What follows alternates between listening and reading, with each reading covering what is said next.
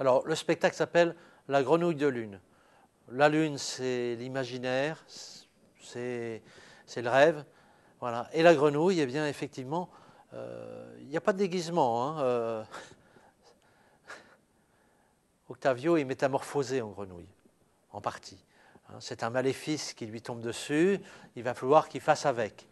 Voilà, donc il s'est passé quelque chose, il y a eu un accident qui n'a pas souhaité et qui lui tombe dessus, et il est donc métamorphosé en grenouille. Hein, c'est les mauvais tours que jouent les contes aux personnages en général. Donc c'est un maléfice avec lequel Octavio va devoir se débrouiller. Ça l'inquiète, et puis peut-être qu'il va finalement accepter ça, puisque dans les contes, la règle du jeu, c'est d'accepter plus ou moins les maléfices qui nous arrivent, qui nous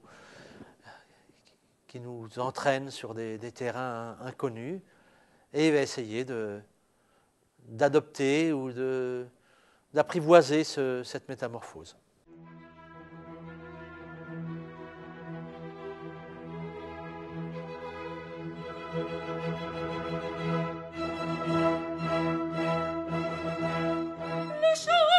Le charme va opérer la nuit de la pleine lune.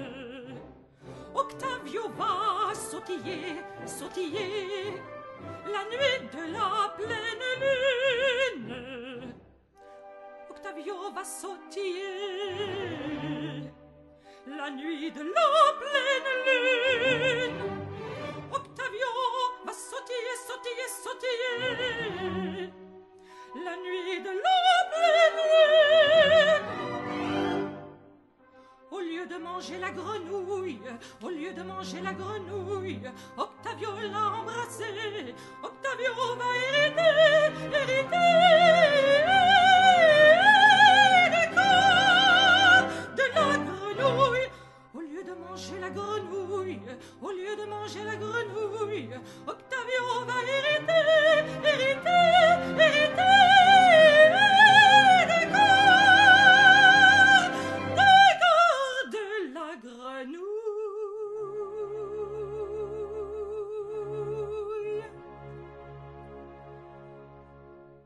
C'est un spectacle qui donne l'occasion à Octavio de se mettre un peu dans la peau d'un enfant et d'alterner dans l'imaginaire les rôles avec des marionnettes et se promener un peu dans les contes avec une certaine originalité et une certaine fantaisie.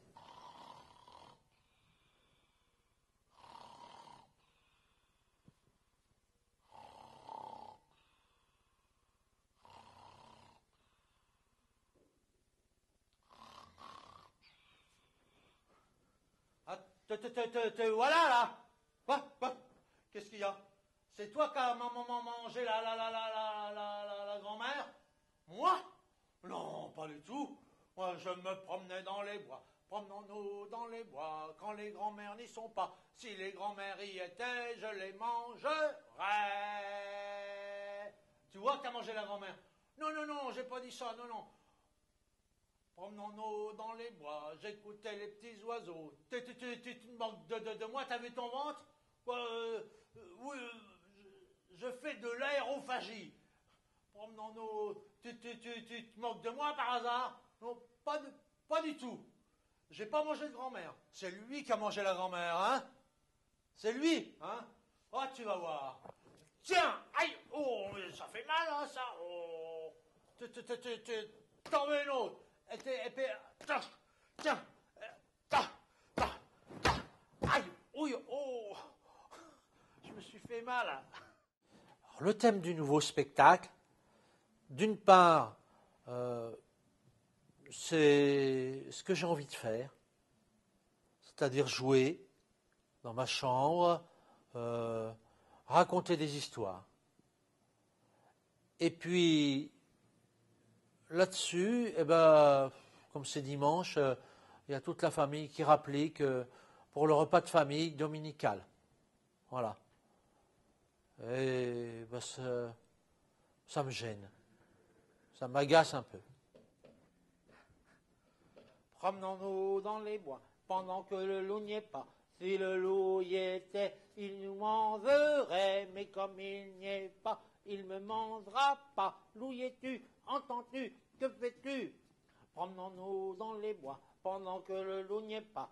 Si le loup y était, il me mangerait. Ça commence un peu autour du conte du petit chaperon rouge, mais qui va être fortement transformé parce que Octavio n'est pas très respectueux des principes et des traditions, et donc le conte va se transformer un peu. C'est moi l'acteur, pas l'oublier. Mais le loup y était.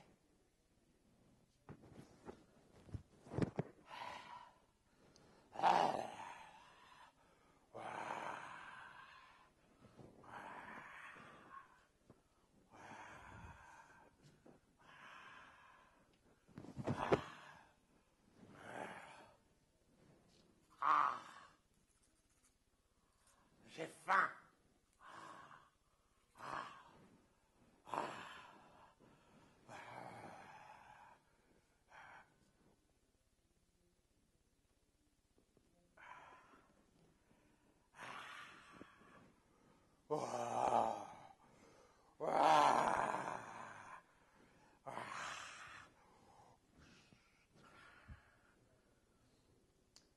Bonjour fillette.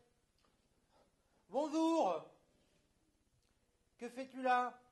Je vais chez ma grand-mère. Je lui porte du beurre et des galettes. Tu ne vas pas traverser cette forêt toute seule? C'est dangereux. Mais je connais très bien le chemin. Et puis d'abord, je n'ai pas le droit de parler aux gens que je ne connais pas. Et puis, j'ai pas peur du loup. Je n'avais pas l'intention de te faire peur.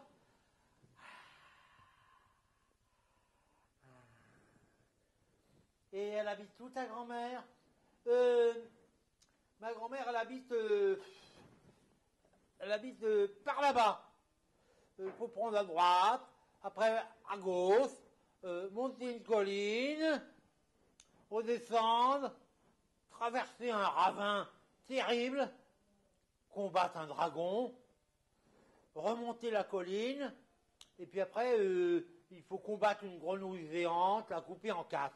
Après, tu prends à gauche, deuxième à droite, et puis première maison, à gauche, c'est là, et voilà.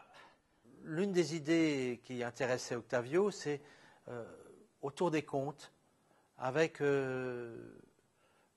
ces fameuses transformations auxquelles on assiste dans les contes, où les grenouilles se transforment en princesses. Et Octavio se demandait vraiment ce qui se passait dans le pays des marais, par là. Comment un petit garçon, une petite fille, pourrait se transformer en embrassant un crapaud ou une grenouille, eux-mêmes en crapaud, en grenouille, la métamorphose dans l'autre sens. Il se permet des choses. Par exemple, le maléfice, c'est lui qui a eu cette idée de me transformer en grenouille. Hein. Il ne m'a pas demandé mon avis. Il a fallu que je me débrouille après. Voilà, l'idée de mettre un repas de famille, c'est lui aussi. Il a quand même un peu tendance à me mettre en difficulté, quoi. À me mettre des bâtons dans les roues. Parce qu'on pouvait très bien raconter une histoire sans avoir un repas de famille. Hein. Ça se fait. Dans les vrais contes, on ne casse pas les pieds avec des repas de famille. Hein. Une grenouille à tête de lune s'en va sans bruit au pays des rêves. Une grenouille à tête de lune s'en va sans bruit au pays des rêves. Le méchant loup ne lui fait plus peur, elle lui décoche en plein cœur. Le méchant loup ne lui fait plus peur, elle lui décoche une flèche en plein cœur. Dans la grande chambre d'Octavio, un grand livre de contes de fées.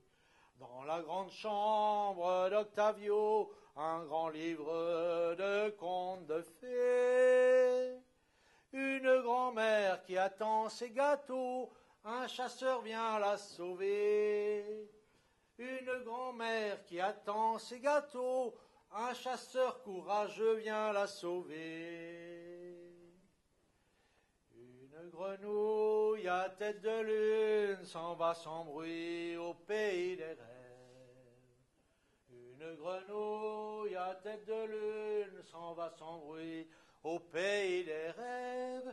Mène Octavio bras dessous, dans un pays lunaire. Mène Octavio bras dessous, dans un pays étoilé lunaire.